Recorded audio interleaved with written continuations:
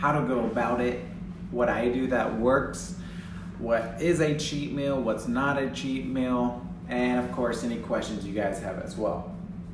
So that's what I'm going to be talking about tonight. What's up, Lisa?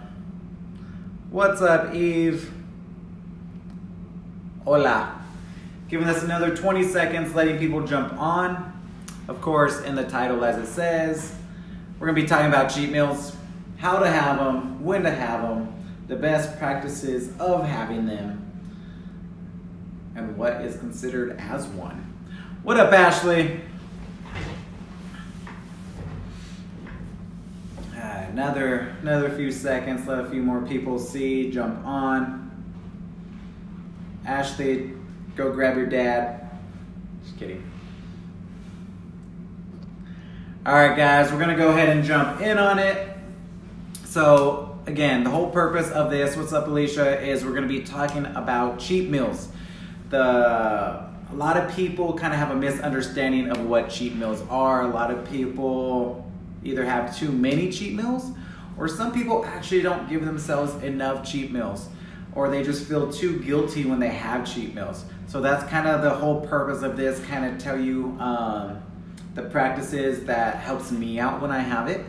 So again, as I always say, if you guys have any questions at all about anything, especially cheat meals, nutrition, fitness, go ahead, ask away, and I'll get to them when I can.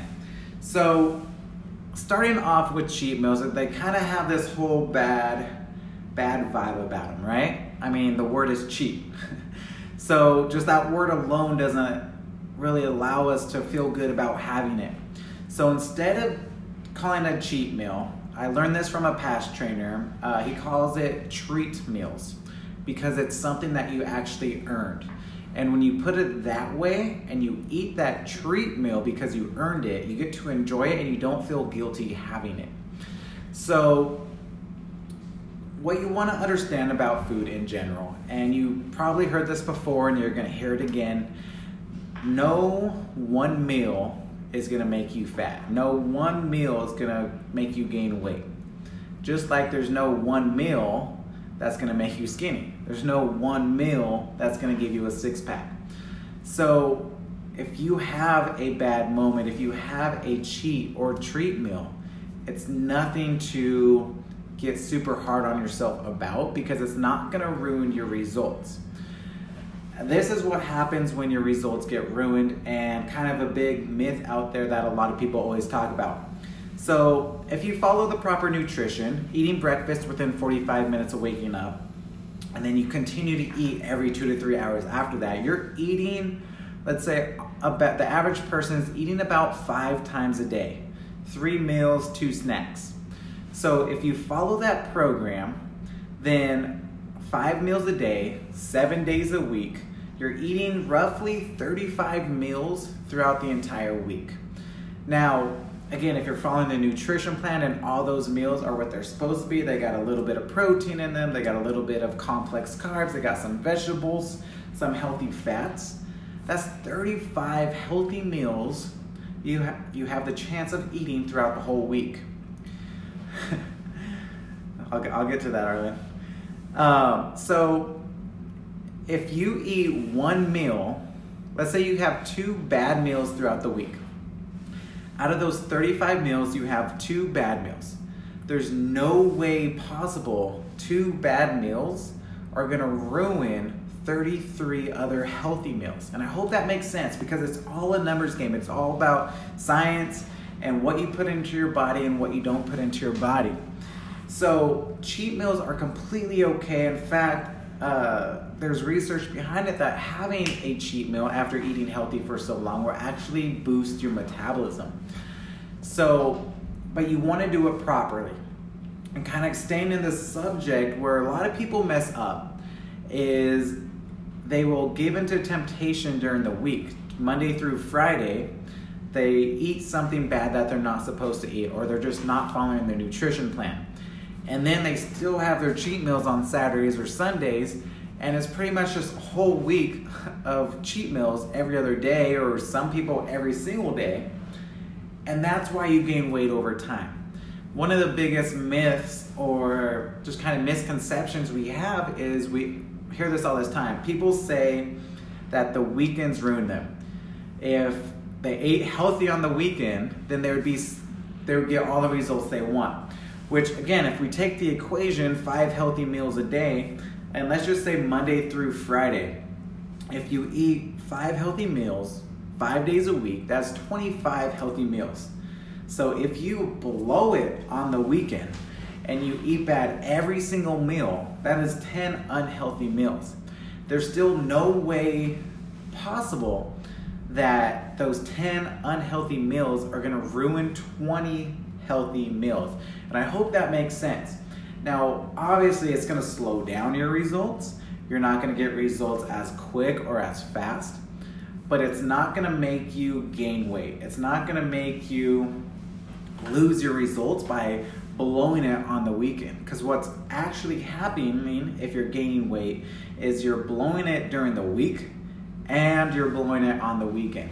And that's the main thing you have to kind of wrap your mind around. I used to have a past client, when we talked about kind of what she ate every single day, she would have every single morning her morning snack. Oh man, I can't even think of what it was anymore. Oh, it was like 2 graham crackers with a cup of coffee or something. And I kept telling her, like, there's 0 nutrition value in what you're eating right here. That is considered a cheat meal. And her response to it was, well, it's my, what'd she say? It's my, like, reward for the day. That's what she said. She said, well, this is my reward meal for the day. And I was just thinking about myself, and a lot of people do that for themselves. For some of you, it may be, maybe you have a little bit of ice cream, just a little bit, every single day at nighttime. Maybe you just have 1 cookie every single day. You have 1 and you fill in the blank. It could be something different every day. But there's not one day where you just go completely healthy. And kind of my response to her, I was like, what are you rewarding yourself for? For waking up? It's like, it's weird, like as humans, we expect rewards for doing really nothing. So think about that as you go throughout your week. Are the meals you're eating Monday, Tuesday, Wednesday, Thursday, Friday actually healthy, actually what you're supposed to be eating? And in a bit, I'll kind of talk about what I consider a cheat meal to get best results and how I kind of put together my cheat meals. So anything I do not cook at home, anything that is not cooked by myself, it is considered a cheat meal. Even if you go out to eat and you get, so like today, I didn't prepare, shame on me. So I had a chicken bowl with brown rice. Sounds completely healthy. A lot of people would consider that just a healthy meal, not cheating. For me, and what kind of I found for myself, every time I eat out, I don't get as good of results, no matter how healthy it might sound. You could go out to eat and get some fish and vegetables. It sounds healthy, but you never know how they cook that food, how much salt they put on the food. Do they cook it in butter, whatever it may be, where a nice, healthy 3-ounce chicken breast, which is supposed to be like 25 grams of protein, 0 fat, or a little bit of fat, 0 carbs, now turns into a lot of fat because maybe they cooked it in butter, and tons of sodium for whatever they put on it. So anything you do not cook from home, anything you do not prepare yourself, where you know 100% what is in it, is considered a cheat meal, if you want to get the best results possible. And that's what I always kind of talk about. If you have 100 pounds to lose, you could do a little bit less structure and follow the basics and lose a lot of weight. But if you feel like you're stuck, if you feel like you hit a plateau, these are the extra things that you can do to get past that plateau. So what I do that helps out a lot, so on the week, so usually every Sunday I look throughout my week. If I have nothing planned, like no parties, no birthday parties, work parties, whatever it may be that are coming up, I make sure I save my cheat meal for a Saturday or Sunday that week. Because I know for me, it's easy to eat healthy Monday through Friday because I'm just busy. 3 hours go by, I eat what I cook. 3 hours go by, I eat what I cook. So then I save my cheat meal on Saturday or Sunday. I'll go out with my wife, whatever it may be. Now, again, if I look throughout my week and let's say, oh, Wednesday, I have a work party. Or Friday, I have my friend's birthday party. Then I designate those 2 times as the times where I have my cheat meal, or what you could call them a treat meal. So let's say it's Wednesday. So Monday, Tuesday, I eat completely healthy. All 5 meals are perfect. They're what they're supposed to be. Nothing extra. No extra ice cream, no extra cookie, nothing. And what helps me is I keep telling myself, well, Wednesday I'm gonna cheat, so I'm gonna save it for that. So then Wednesday comes by, and you don't have to feel guilty because it is planned in your week to have that food. So you don't have to be that weirdo going to a friend's party with some Tupperware and some healthy food, or drinking a shake while everyone around you is eating unhealthy. If you plan for it, then it's part of your plan. And I hope that makes sense. I'll just kind of repeat myself. But so then Wednesday, I eat whatever I want during that meal, and then right after I go back on my plan, Thursday, Friday, Saturday, and then I'll have one more cheat meal probably on Sunday. Same thing. If nothing's planned at all, Monday through Friday, it's easier for me knowing not to give in the temptation because I know I'm gonna have something bad either on Saturday or Sunday. So, and then when I have it, you can just enjoy it. You don't want to have cheat meals and feel guilty about eating them. If you feel guilty about eating them, then most likely you're cheating during the week, so you don't really deserve it. Which brings me to my next point. If you plan for a cheat meal on Saturday, but you cheat Monday through Friday, you're not supposed to eat that cheat meal on Saturday, because then you're just gonna keep repeating the process of cheating almost every single day. And I hope that makes sense. So in summary, cheat meals are not terrible for you.